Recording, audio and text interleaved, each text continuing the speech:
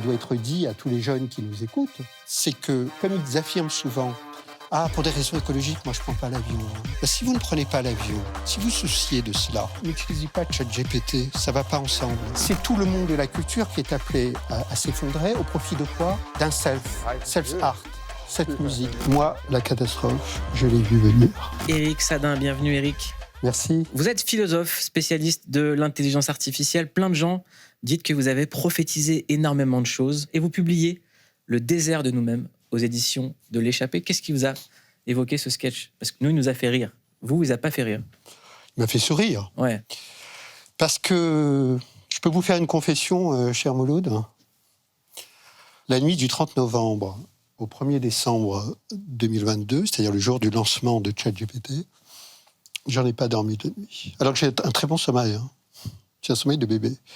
Parce que comme je dis dans l'exergue, je prends l'exergue une phrase de Céline, du Voyage au bout de la nuit, qui dit « Moi, la catastrophe, je l'ai vue venir ». Je l'ai vue venir 1er décembre 2022.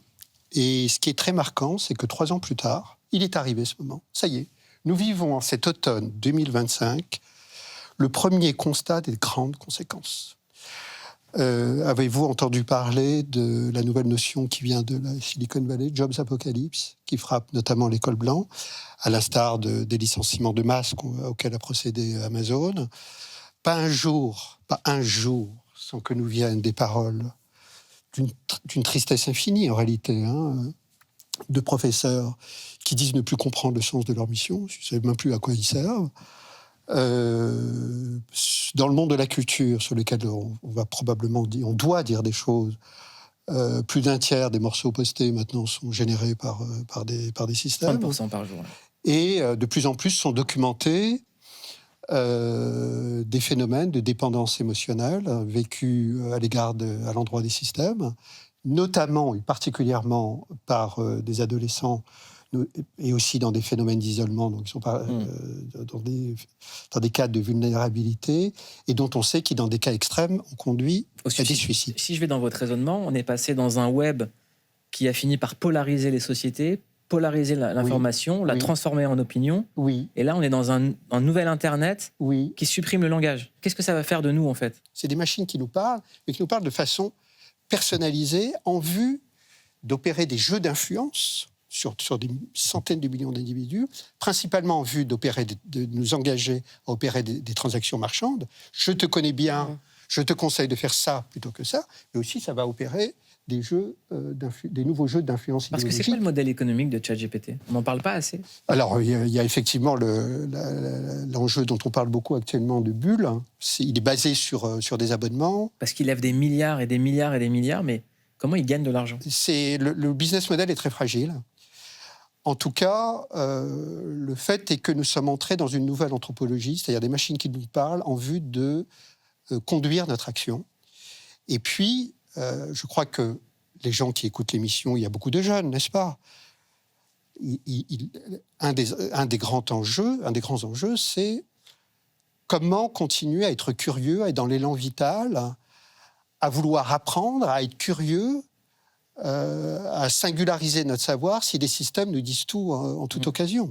Et puis, ce qui doit être dit à tous les jeunes qui nous écoutent, c'est que, comme ils affirment souvent, pour des raisons écologiques, moi, je ne prends pas l'avion. Si vous ne prenez pas l'avion, si vous souciez de cela, eh bien, n'utilisez pas ChatGPT, ça ne va pas ensemble. Parce que ChatGPT, en termes de consommation énergétique, sur une année par individu, c'est bien plus que de prendre de temps en temps l'avion. Vous dites que c'est le langage des machines. Quand ces machines s'invitent dans l'intime, par exemple, quand des gens font des messages de rupture ou des vœux ou des condoléances et que c'est ChatGPT qui les écrit, qu'est-ce que ça dit? Où est-ce que ça va? Ça dit, vous êtes en face de moi, Mouloud? C'est-à-dire, c'est vous qui allez être évacué. C'est-à-dire qu'on est dans un environnement avec ces IA génératives. Parce qu'il faut faire la différence entre IA et IA générative. Aujourd'hui, tout le monde parle d'IA. Non, il faut... C'est quoi la différence? La différence, c'est que l'IA, telle qu'on en parle depuis une vingtaine d'années, c'est des puissances d'interprétation, par exemple, qui interprètent vos comportements, l'état du trafic, mais qui nous envoient des signes en retour. Faites ci plutôt que ça. Là, depuis le 30 novembre 2022, avec ChatGPT, mais plus largement les IA générative, c'est ce que j'appelle le tournant intellectuel et créatif de l'intelligence artificielle. Pour bien comprendre ce que ça ne se substitue pas, hein, ça s'agrège. Hein. La première dimension continue et plus que jamais d'interpréter et d'envoyer des signaux à divers titres, hein, Waze, interprétation du trafic et encouragement de... Là, c'est plutôt pour la bonne cause, hein, d'emprunter tel itinéraire plutôt que tel autre. Les IA génératives, pour bien comprendre ce qui se joue, il faut être littéral.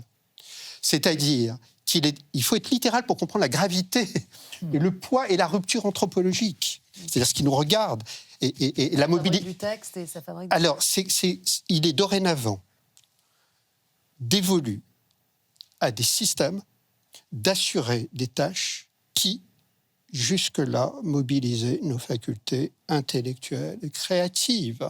Comment ne pas voir l'immense bascule qui est à l'œuvre, vu que c'est ce que nous mobilisons de nous-mêmes au quotidien et depuis la nuit des temps, qui est appelé à être déchargé au profit d'une prise en charge par des machines. Et ça entraîne quantité de conséquences d'une extrême gravité, Mouloud, je le redis. Est-ce que vous avez déjà reçu un message en disant « ça, c'est une IA qui me l'a écrit » Moi Ouais. Ou, Vous trois des scénarios, ouais. Ouais. Je pense des pitchs de scénarios ou des comptes bien rendus, bien sûr. Bien Mais sûr. pas le truc qui prétend être un message pas écrit par l'IA. Non, Bien sûr. pas encore. Mais à ce propos, nous entrons... tout à l'heure, quand on voyait la vidéo, je ne savais pas si... J'arrivais pas à voir, je suis myope, hein, à voir si c'était des comédiens qui étaient saisis ou des IA génératives.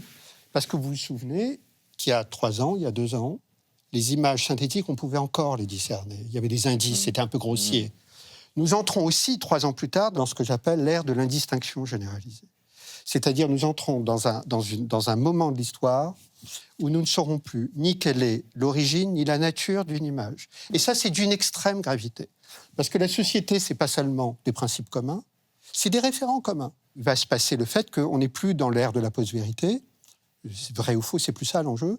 C'est que chacun va imposer sa vision des choses, ce que j'appelle l'image fantasmatique, et qui peut entrer dans le domaine du plausible. C'est tout le monde de la culture qui est appelé à s'effondrer au profit de quoi ? D'un self-art, self-musique. Je fais ma petite série, je fais mon petit roman pour moi, au profit d'un self-cinéma. Et de plus en plus, c'est une fois encore l'autre qui est évacué, au profit de moi.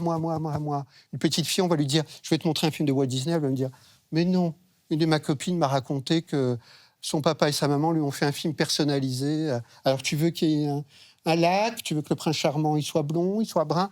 Moi, au lieu de découvrir un imaginaire extérieur d'autrui, c'est des systèmes qui vont répondre à nos propres souhaits. C'est quoi un métier d'avenir maintenant ?